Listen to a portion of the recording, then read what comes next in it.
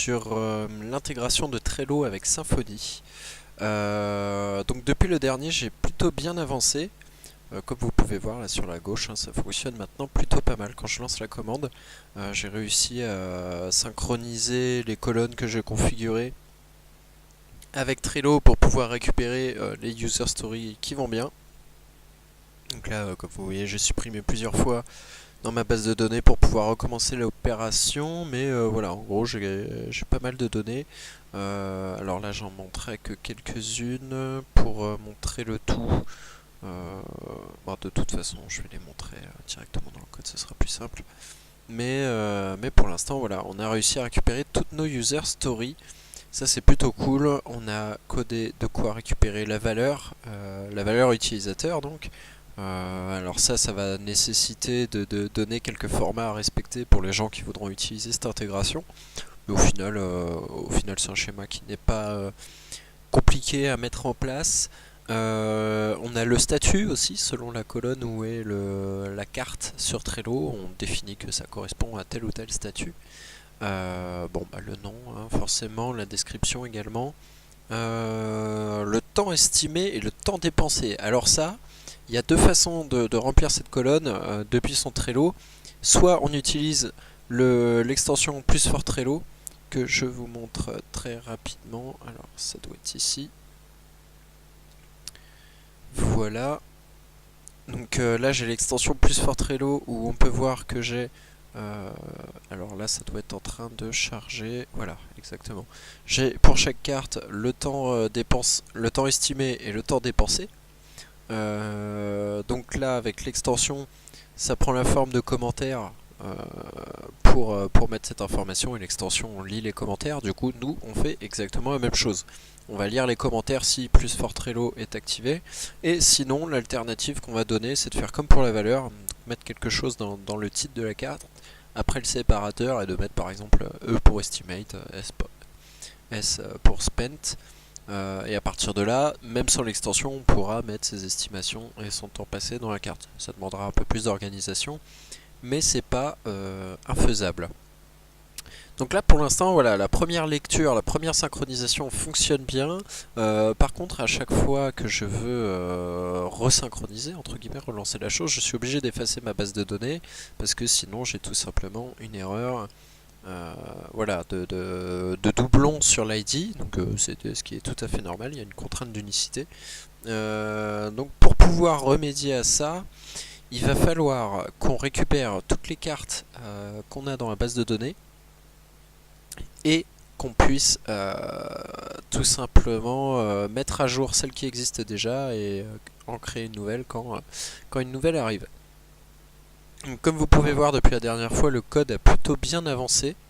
Il y a beaucoup de choses qui sont apparues. Là, tout au long du stream, on va voir un peu les petites nouveautés. Déjà, on peut commencer avec la configuration qui a un peu évolué pour permettre aux gens qui vont utiliser ce bundle de pouvoir facilement brancher ce Trello, enfin ce bundle à leur board. Pour l'instant j'ai mis la possibilité d'avoir plusieurs boards, je sais pas si c'est une bonne idée, je pense qu'il va peut-être falloir faire évoluer le modèle de données pour rendre ça possible, notamment dans le cas de comment dire, si j'ai un Kanban par exemple et un tableau pour les bugs, ce qui va être très possible dans le contexte de Galaxia. Et du coup dans l'idée ça serait que typiquement la config des colonnes, bah voilà, elles viennent au niveau du board comme ceci. Pour l'instant on va la laisser là, de toute façon après rien n'empêche d'avoir une config globale et après une config plus fine par board. On a aussi le fameux paramètre pour dire si on a plus fort Trello, c'est ce qui permet de connaître la méthode qu'on va avoir de chercher les estimations et le temps dépensé. Et puis sinon voilà, alors on a aussi une commande qui permet de créer des sprints. Donc ça c'est plutôt bien, je pense que on va laisser cette commande pour les utilisateurs finaux. On laissera aussi la possibilité d'utiliser directement le manager et d'appeler directement la fonction create sprint, ce qui peut être le plus simple. Voilà pour ça. Le modèle, je ne l'ai pas trop fait évoluer. Il y a quelques détails par-ci par-là, mais a priori pas trop de grosses nouveautés par rapport au, à l'épisode précédent. J'ai changé quelques valeurs, quelques types là d'ailleurs, typiquement. Hop, float. Float. D'ailleurs, ouais, j'ai peut-être oublié de changer ça aussi ici. Ouais, ça c'est des floats, tout ça. Voir si ça pète rien de changer le typage. Mais ouais, effectivement, typiquement avec plus fort Trello, il y a une façon de compter le temps dépassé, enfin le temps estimé et le temps dépensé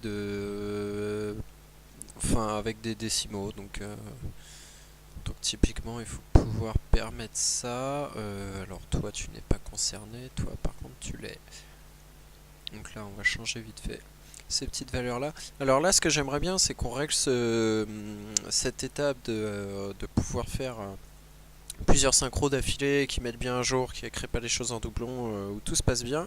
Et si ça c'est fait, on va commencer dans le stream aussi à faire l'intégration directement sur le portail de Galaxia. Et ça, ce serait très chouette parce que bah, là, du coup, ça serait plus visuel, ça serait un peu plus tout public. Donc ça, ce serait cool. C'est pas pour autant qu'on va torcher cette partie-là parce que je pense que ça va être peut-être un peu délicat aussi d'un point de vue mémoire. Alors je vais aussi parler de quelques pistes d'amélioration que j'ai pour la performance, parce que pour l'instant c'est assez rapide, c'est normal, j'ai pas configuré beaucoup de colonnes, il n'y a pas beaucoup de cartes, mais, mais les problèmes vont venir. Les problèmes vont venir. Voilà. Là on est plutôt bien je crois. Alors du coup on va se retenter une synchro, ça va être l'occasion de vous montrer un peu comment ça fonctionne. Et là voilà, je lance, je précise bien le nom de mon board. Et là voilà, au fur et à mesure j'ai les infos qui apparaissent. Je voulais mettre des progress bars, je sais pas si je vais le faire, déjà ça a l'air chiant Enfin je sais même pas si c'est tellement chiant ou pas, mais en gros les messages partent de mon manager. Alors vous allez voir, en gros j'utilise les générateurs en PHP avec le mot-clé yield qui vont permettre de remonter des informations au fur et à mesure là où j'appelle la méthode sync. D'ailleurs typiquement on voit je fais pareil, hein. Là j'appelle process cards et dans cette fonction je fais plusieurs remontées d'informations avec yield. Oh excusez-moi. Euh, Ces infos, je les récupère dans un générateur. Alors là, je l'ai appelé Messages. Ça peut prêter à confusion. On peut croire que c'est un tableau, mais c'est un générateur. C'est complètement autre chose. Mais on peut itérer avec une boucle for each, par exemple, comme si c'était un tableau. Donc je l'ai appelé Messages quand même.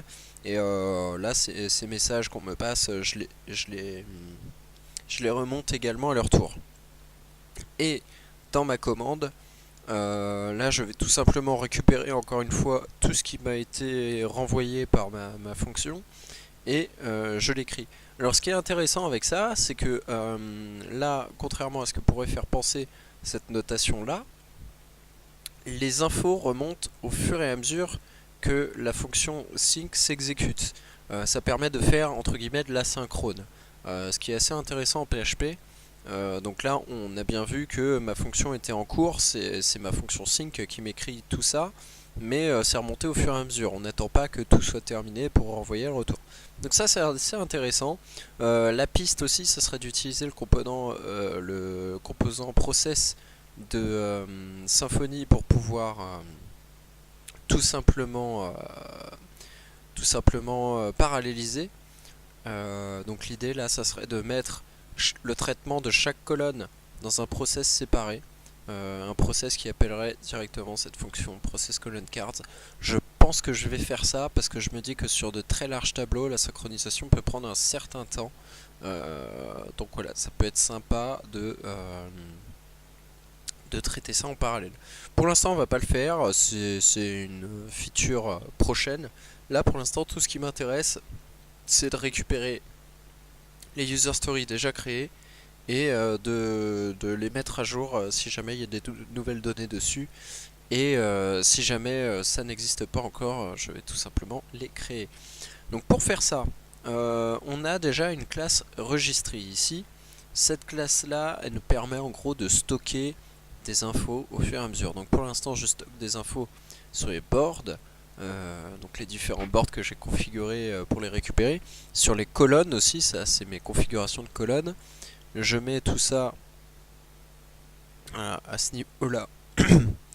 Je les mets dans des paramètres et ensuite ces paramètres je les passe au registry. Donc ça c'est mon injection de dépendance, c'est l'extension de mon bundle. Et ensuite je vais pouvoir donc rajouter dans cette classe registry une nouvelle propriété qui va être user story.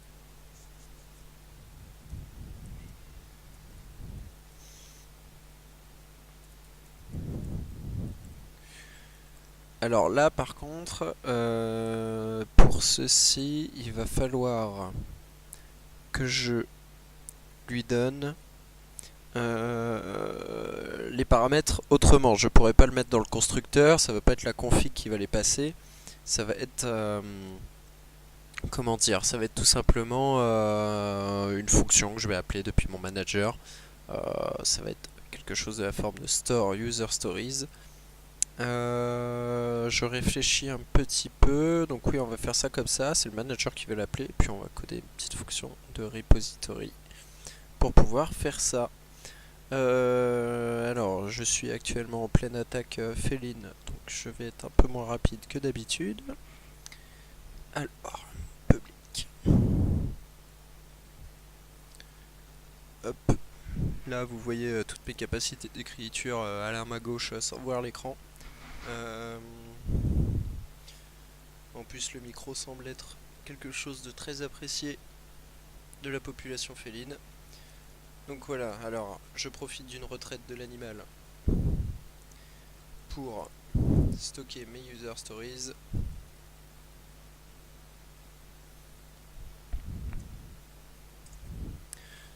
Je crois que j'ai fait complètement de la merde dans le... Non, mais c'est pas grave pour l'instant.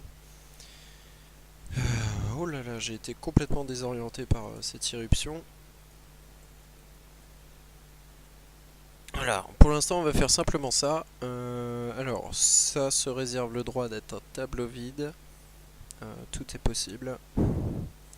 Ok, pour l'instant on va en rester là dans le registry. Je vais pas modifier l'interface. Je devrais peut-être le faire, mais pour l'instant on ne va pas y toucher. Ce sera entre guillemets bonus. Pour rappel, l'idée de l'interface c'est de aussi permettre de pouvoir manipuler à terme d'autres sources de données. Il y a les boards sur GitLab, il y a les boards sur GitHub. Ce traitement là, il devra être possible à terme pour d'autres sources que Trello. Donc là j'en profite, donc on va se mettre dans le board manager, je pense que c'est là qu'on va initialiser nos données. Je pense même qu'il n'est pas déraisonnable de faire une petite fonction init. Dans cette fonction init, je vais pouvoir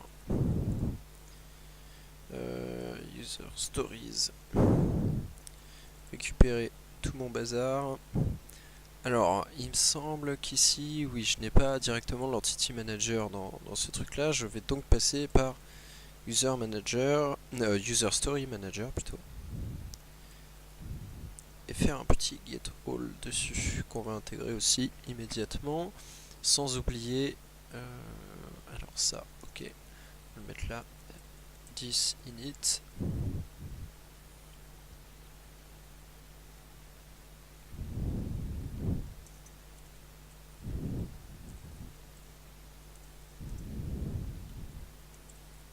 Ok, et là tout simplement, on va pas s'embêter beaucoup. On récupère le repository de ma classe user story. Et là, find all.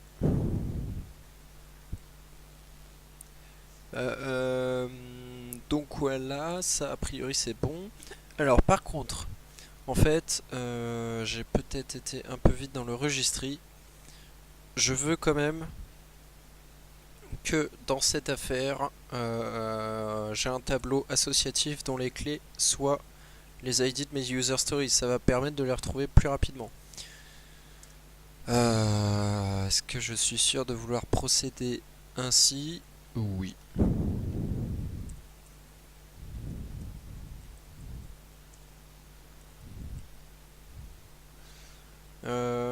Donc, à partir de là, j'ai user stories. Et là, je vais push à chaque fois. User story. Get ID. Ok. De cette manière, je suis sûr d'avoir toutes mes user stories en stock.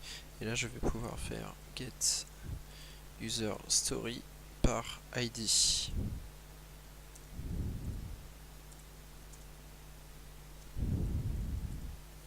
Return 10.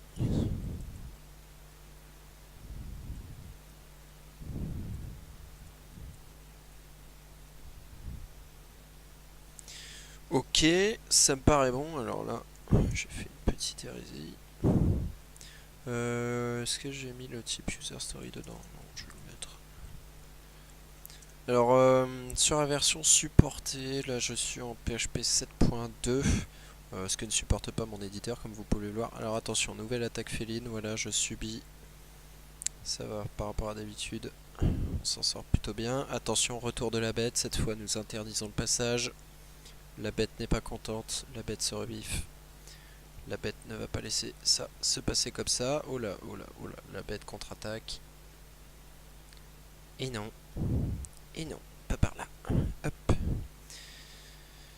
On va y arriver, on va y arriver. Hop. Voyez la difficulté, voyez le défi que c'est pour moi de vous apporter ce contenu aujourd'hui. J'espère que je ne m'attire pas les foudres de mon compagnon félin en vain. Ça, l'avenir le dira.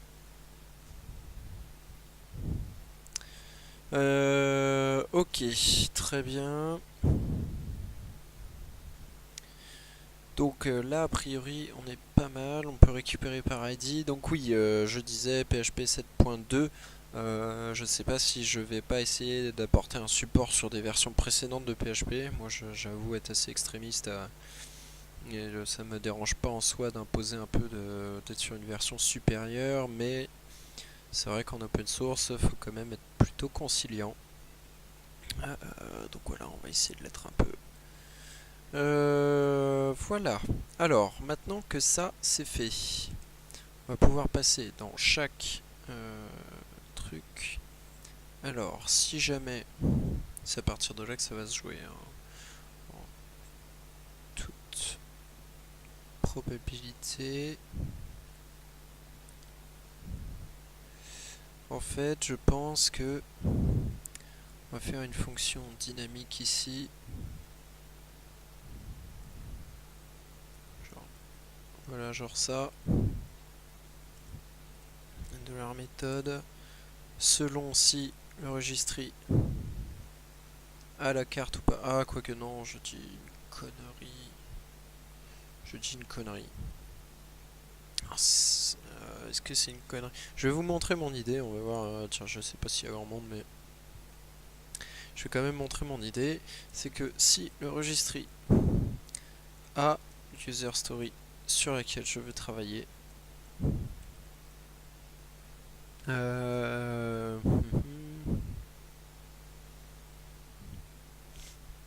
j'espère que je vais quand même tenter un truc. Ça va être intéressant de voir si ça marche.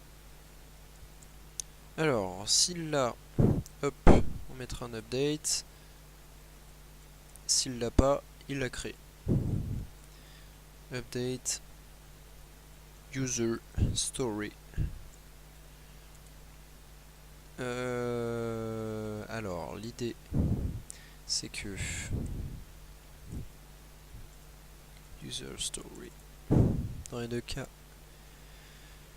on la met comme ça. Alors là, l'idée, ouais, on va le mettre sur plusieurs lignes ce ternaire parce que là, ça rend le code un peu crade. Égale nul. Là, en fait, dans ce cas-là, on fait un create user story. Et là, c'est update user story. Ok, on va mettre un peu de propre dans tout ça.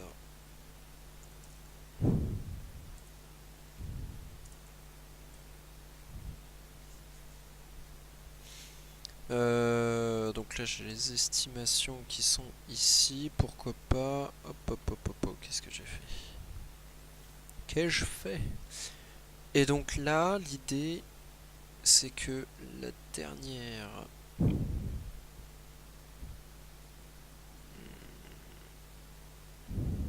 Ok, là je lui passe le sprint et là je lui passe la user story. Là je suis absolument pas sûr de ce que je fais comme bêtise.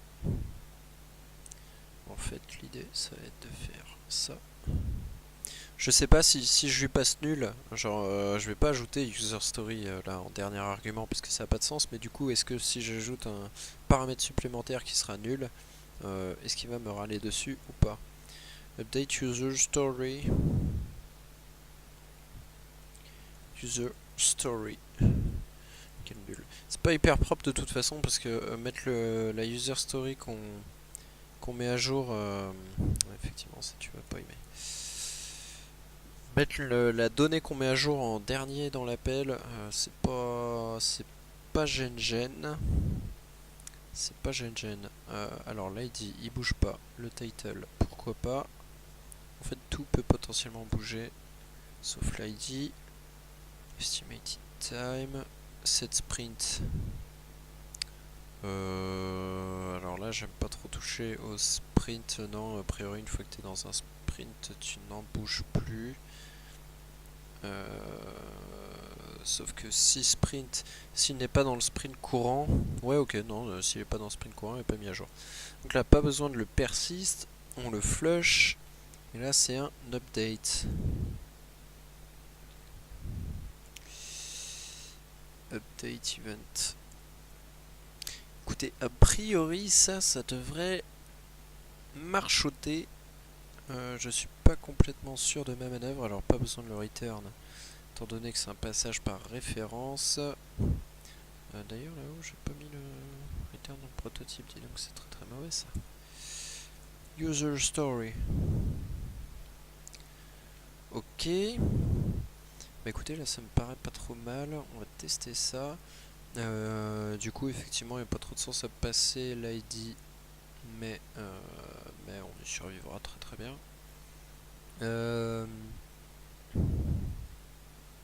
I am refreshing. This is very dolorous. Nous en étions où? Alors là si je commence à me perdre déjà dès le début, on n'est pas rendu. Ok, donc là j'update ou je machin selon. Ok. Et bah écoutez, en grande théorie, là si je relance, ça devrait marcher. Je m'attends à une erreur, je sais pas pourquoi, j'ai oublié un truc. Quelque chose se passe mal. Ouais voilà, ouais voilà. L'event. J'ai oublié l'event.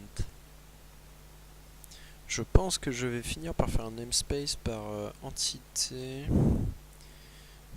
Parce que là, si j'ai 15 000 events là-dedans, alors pour le coup, en plus, ça va être le même que ça. User story update event. Update. User story update. En fait, là, je vais mettre des événements sur toutes les opérations. C'est pour permettre aux gens qui veulent interagir avec les données qui bougent de pouvoir le faire, hein, tout bêtement.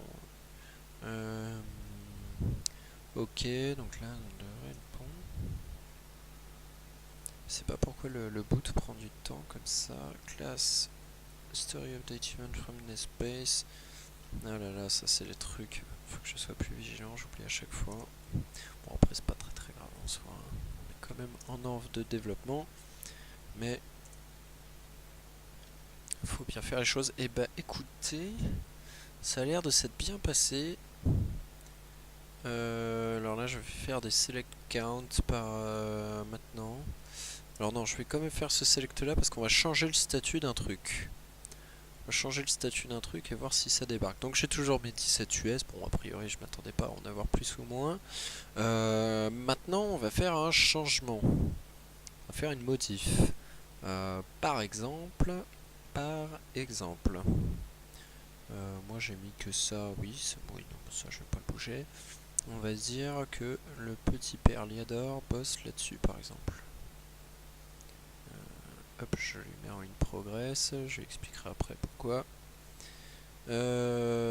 Donc là, je vais repérer que c'était la 14.1.a qui est en tout doux. Ok. Je resynchronise. Donc là, il me dit bien 7 cartes en to do, 3 cartes en in progress. Logiquement. Et bah voilà, le statut s'est mis à jour, donc il a bien mis à jour la carte. Et bah voilà, de façon très simple, on a réussi à mettre à jour tout ça. Donc là, pour l'instant, comme vous voyez, j'ai un Trello qui est très complet. Chaque colonne a des cartes.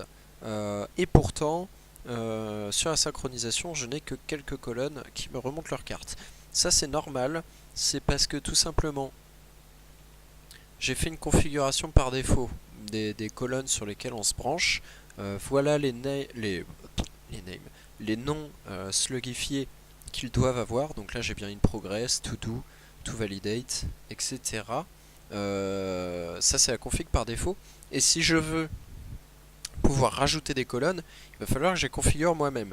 Typiquement, c'est ce que j'ai fait pour la colonne to validate, étant donné que celle que j'ai mis par défaut a un nom. D'ailleurs, j'ai peut-être fait une connerie, on va l'appeler review ça. To deploy name to release. J'ai peut-être fait des conneries. To release, on va t'appeler to release aussi. Alors vous savez quoi, on va la retenter de 0 celle-là parce que j'ai peut-être une petite confusion. Bref, tout ça pour dire, si je veux pouvoir ajouter des colonnes, je le fais là-dedans. Il n'y en a qu'une seule que je vais ajouter ici, parce que je pense qu'elle est importante, c'est la colonne backlog, qui est avant la colonne ready. Ça va être un peu toutes les US qui se préparent, quoi. Donc voilà, c'est assez important. Alors, je veux d'abord tester que... Donc là, je vais tout effacer. Je vais tester que là, ça marche toujours et qu'il m'en remonte toujours 17. Écoutez, a priori, ça a l'air de s'être bien passé. J'ai toujours mes 17 colonnes. A priori, to release. Donc là, a priori, si je supprime ça et que je fais un petit et que là je supprime ça, là je relance, je devrais avoir des colonnes en moins. Voilà, là il m'a pas traité mes autres colonnes qui étaient dans du coup to validate. Parce que en gros le nom que j'ai mis c'est review. Je pense que plus de gens utilisent review que to validate. Ça c'est un truc un peu custom. Pareil pour sprint ready, j'ai mis ready tout court. Et donc maintenant on va intégrer ces colonnes là. Ready. Ouais, ready, a priori je n'ai pas de truc en ready. Hein. Ok. Donc on va intégrer ces colonnes. Je vais la mettre là. Alors je vais quand même mettre ready ici. L'idée, ce serait de pouvoir soit en valider une, soit l'écraser. Donc là par exemple je vais choisir de plutôt écraser, parce que je suis un mec comme ça. Type. Donc ça c'est toujours des user stories. Je vais revenir dessus ça sur ce champ type. Status. Alors du coup là ça va être ready. Ça c'est une valeur qui est dans des constantes. Hein. Je le mettrai dans la doc. Je le sors pas du chapeau. Alors on va voir si il prend en compte ma nouvelle conf dès maintenant. Oui. Et bah voilà, très bien. Là il m'a pris en compte toutes mes colonnes, enfin toutes celles que je veux en tout cas, pour l'instant. D'ailleurs je vais mettre aussi le truc to deploy. Là voilà, j'ai 26 cartes. On va rajouter to deploy.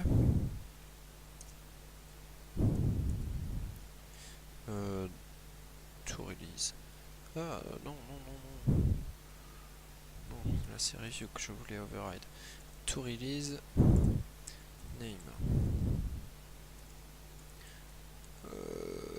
To deploy, voilà, ça c'est le nom que j'ai mis moi. Type user story toujours.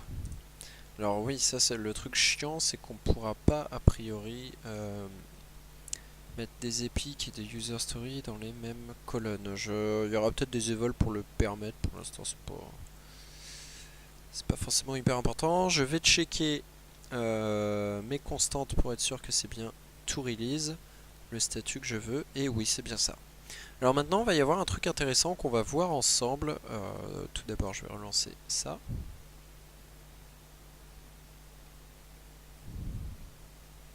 Ok, très bien, donc j'ai bien toutes mes cartes là. Ok, j'ai 29 cartes, donc ça c'est plutôt super chouette.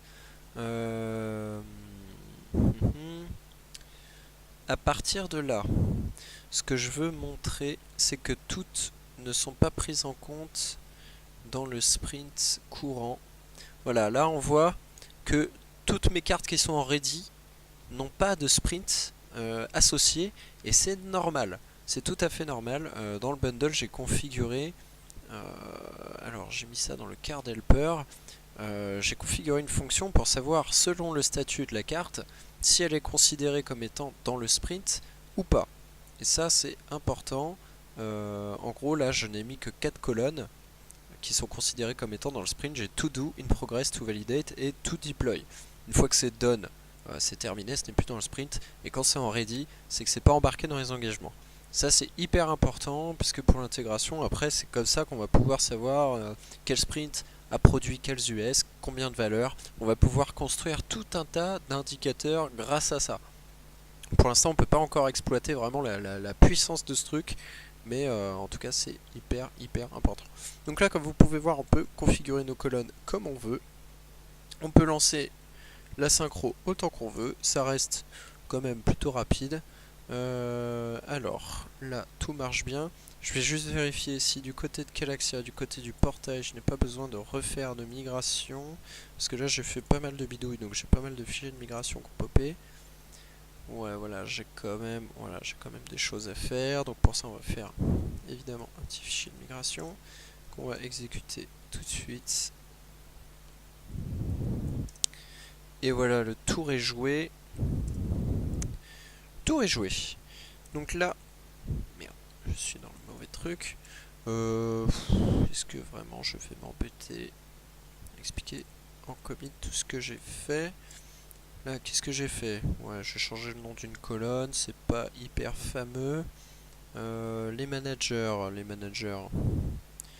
git diff manager. Ouais, si, allez, on va quand même découper ça. Oh non, on va tout mettre ensemble.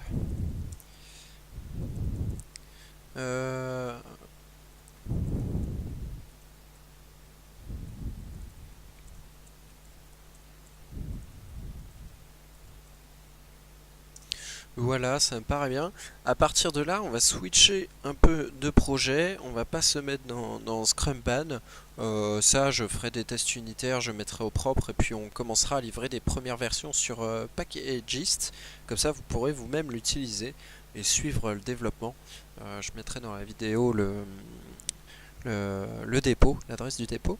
Là, on va revenir dans Calaxia. Et ça, c'est chouette parce qu'on va pouvoir faire quelque chose d'un peu plus visuel. Donc git status, donc a priori ça je peux quitter. Hop, ça on va le quitter aussi. Ouais, pour l'instant j'ai donné que je veux, on revient dedans à l'occasion. Donc là voilà. Donc là j'ai déplacé effectivement tout ce que j'avais commencé dans le bundle. Move the project entities to an external bundle. Qu'est-ce que j'ai fait à mon composer JSON? Oups. Eh bah oui, ouais, alors ça on va pas le committer parce qu'effectivement pour pouvoir tester, je l'ai mis à l'intérieur du projet, du coup j'ai modifié l'autoload, mais ça c'est évidemment quelque chose qui ne va pas rester. Et là, toutes les migrations, effectivement.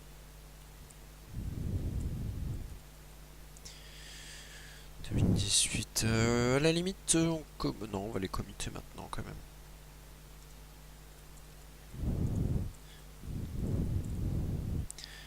Implement migration script for Scrum ban.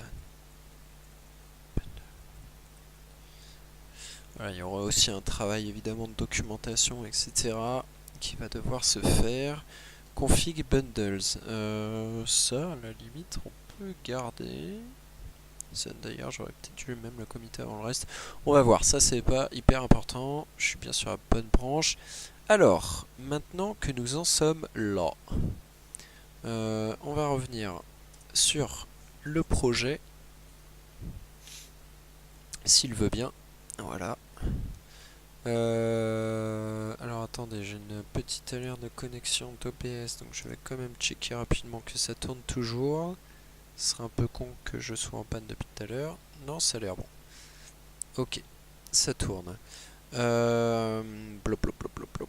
Ok, donc là pour l'instant j'avais commencé à refactorer la homepage. Donc j'ai refait le menu qui a pas mal changé. Je sais pas si vous aviez... Bah attendez, comme j'ai pas encore déployé le nouveau menu.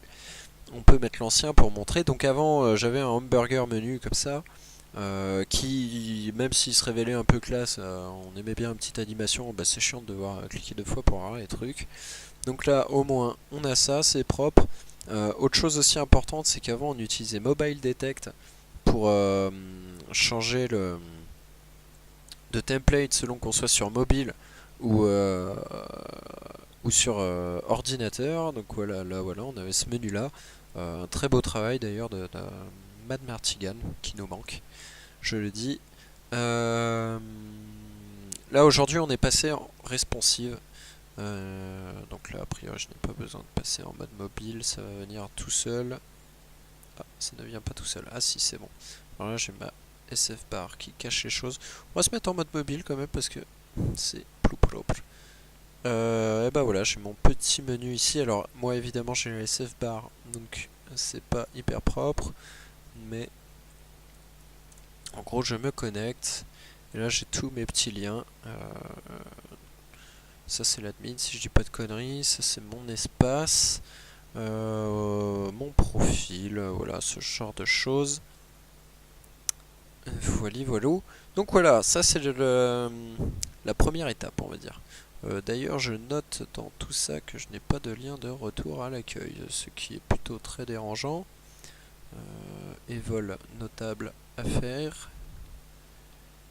Ok, donc là je reviens sur la version normale des choses. Donc là on va changer pas mal de trucs. L'idée c'est de commencer à préparer tout ce qui est communication et surtout garder la visibilité.